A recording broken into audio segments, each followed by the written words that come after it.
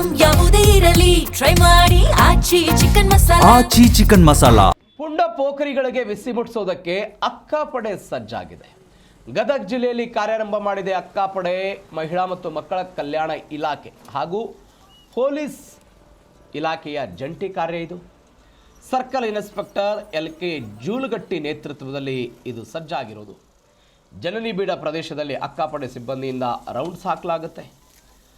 ಮಹಿಳೆಯರಿಗೆ ರಕ್ಷಣೆಯ ದೃಷ್ಟಿಯಿಂದ ಈ ಅಕ್ಕಾಪಡೆ ಸಿದ್ಧವಾಗಿದೆ.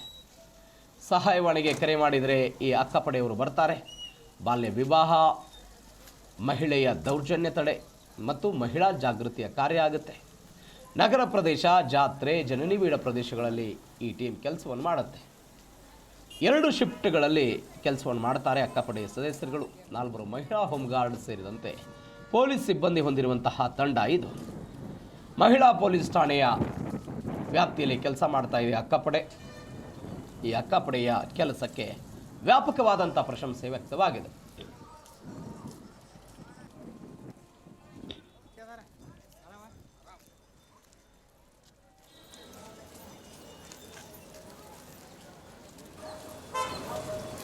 ಎರಡರಿಂದ ರಾತ್ರಿ 9ರವರೆಗೂ ನಾವು 2 ಶಿಫ್ಟಲ್ಲಿ ಕೆಲಸ ಮಾಡ್ತೀವಿ.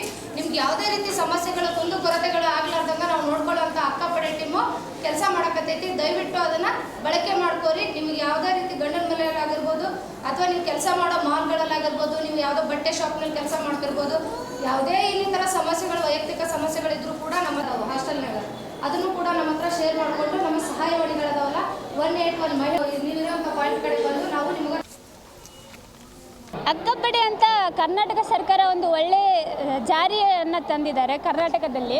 ಯಾಕಂತಂದರೆ ಹೆಣ್ಮಕ್ಳಿಗೆ ಅದು ತುಂಬ ಸಹಾಯ ಆಗಿದೆ.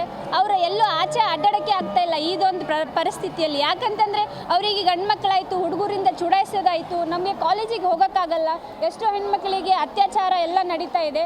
ಸೊ ಅಕ್ಕಪಡೆ ಒಂದಿದ್ರೆ ನಮಗೇನೋ ಒಂಥರ ಖುಷಿ ಅನಿಸುತ್ತೆ. ಅವ್ರು ನಮ್ಮ ಜೊತೆಗಿದಾರಲ್ಲ ಅಂತ ಒಂದು ಧೈರ್ಯ ಇರುತ್ತೆ.